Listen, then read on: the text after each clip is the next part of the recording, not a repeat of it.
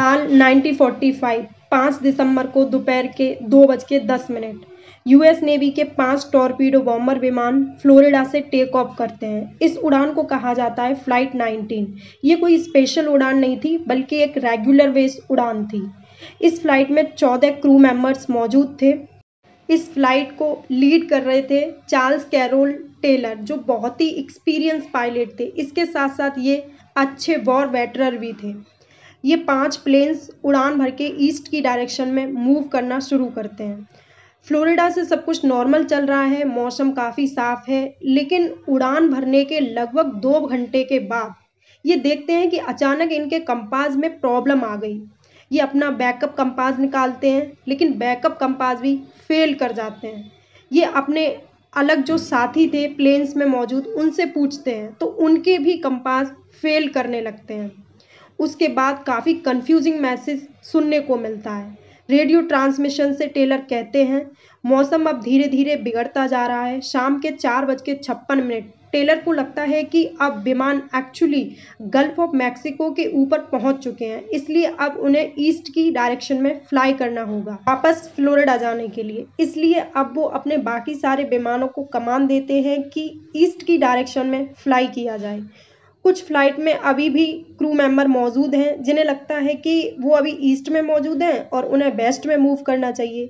इस ऑर्डर के तुरंत बाद उसमें से एक विमान में से एक रेडियो ट्रांसमिशन सुनने को मिलता है।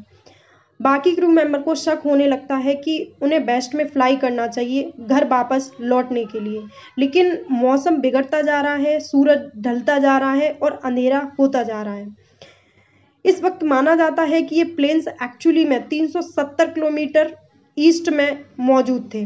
फ्लोरिडा के शाम के 7:04 पर टेलर की तरफ से आखिरी रेडियो ट्रांसमिशन आता है और उसके बाद ये पांचों के पांचों प्लेन्स अचानक गायब हो जाते हैं। आज के दिन तक इन प्लेन्स के बारे में हम नहीं जानते कि ये कहाँ पर हैं और इनके साथ क्या हुआ। फ्लाइट 19 के गायब होने के बाद एक search rescue aircraft take off करता है। इसमें भी 13 मेंबर बैठे हुए थे और इसका मिशन था कि फ्लाइट 19 को ढूंढना है कैसे भी करके। ये ढूंढने निकलते हैं। पहले फ्लाइट 19 के 14 मेंबर गायब और अब इस रिसर्च रेस्क्यू एयरक्राफ्ट के 13 मेंबर गायब हो चुके थे। इसके बाद एक सर्च ऑपरेशन चलता है, उस समय का one of the largest search operation in दोनों फ्लाइट्स को ढूंढने के लिए। लेकिन कोई अता पता नहीं चलता है, ना ही किसी व्यक्ति की बॉडी मिलती है, ना ही कोई वहां पर मलबा मिलता है। बरमूडा ट्रायंगल के किस्से लगभग 5 साल से भी ज़्यादा पुराने हैं। साल 1492 में कोलंबस जब नई दुनिया की खोज करने के लिए निकले थे तो उन्होंने नोटिस किया जब वो इस एरिया से गुजर रहे थे तब उनका कंपास काम करना बंद कर चुका था। और एक रात जब उन्होंने अपने जहाज से बाहर आकर देखा तो उन्हें बड़ी ही अजीब सी रोशनी दिखाई दी, एक स्ट्रेंजर लाइट, वो जो आग के गोले जैसी दिख रही थी और वो आग का गोला इन्हें आसमान में दिखा, नीचे समुद्र में गिरता हुआ। यहाँ से शुरू होती है ये मिस्ट्री। लगभग 18 तो 19 सेंचुरी में इस बरमूडा ट्रायंगल को काफ़ी नामों से जाना गया। इसमें से पहला नाम था graveyard of the Atlantic sea of doom, Sargasso graveyard, इस तरीके के नाम इस्तेमाल किए गए। लेकिन दोस्तों बरमूडा ट्रायंगल का नाम पहली बार 1964 में इस्तेमाल किया गया। एक मैगजीन थी दोस्तों आर्गोसी करके, उसके एक लेखक थे विंसेंट हेज गैडिस। इन्होंने एक आर्टिकल लिखा जिसका टाइटल था द डेडली बरमूडा ट्रायंगल और ये पहली बार था जब बरमूडा शब्द का इस्तेमाल किया गया। इन्होंने जो अतीत में घटी हुई घटना थी उसके आधार पर एक मिस्ट्री तैयार करने की कोशिश की।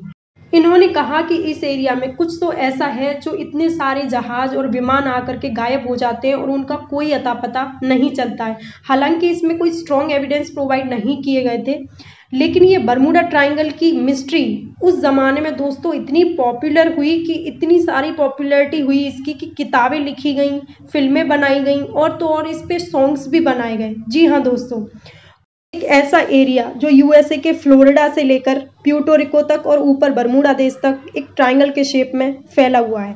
यहाँ पर 5 लाख स्क्वायर माइल से भी ज़्यादा का एरिया है। ये लोगों के अलावा इस जहाज पर लगभग 1100 टन मैग्नीज भी रखा हुआ था। ये रास्ता तय करने में करीब करीब 9 दिन का समय लगने वाला था।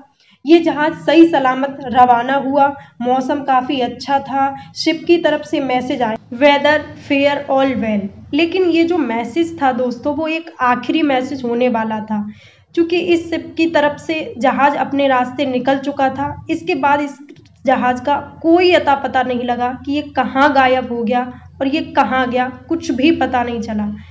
इस घटना ने दोस्तों लोगों को एकदम आश्चर्यचकित कर दिया। लोग काफ़ी घबरा गए, एक काफ़ी मिस्टीरियस घटना देखने को मिली।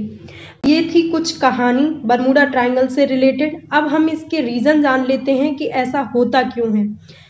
इसका पहला रीज़न बताया जाता है कि बरमूडा ट्रायंगल का एरिया बड़ा ही शैलो एरिया है और यहाँ पर अक्सर जहाज़ अटक जाते हैं, जिसकी वजह से वो बाहर नहीं निकल पाते हैं। दूसरा रीज़न है कि दुनिया के सबसे ज़्यादा हरिकेन्स भी इसी रीज़न में आते हैं, यूएसए के फ्लोरिडा वाले रीज़न में, और चूँकि बरमूडा ट्रायंगल भी यहीं सिचुएटेड है तो इसका इम्पैक्ट भी देखने को मिलता है।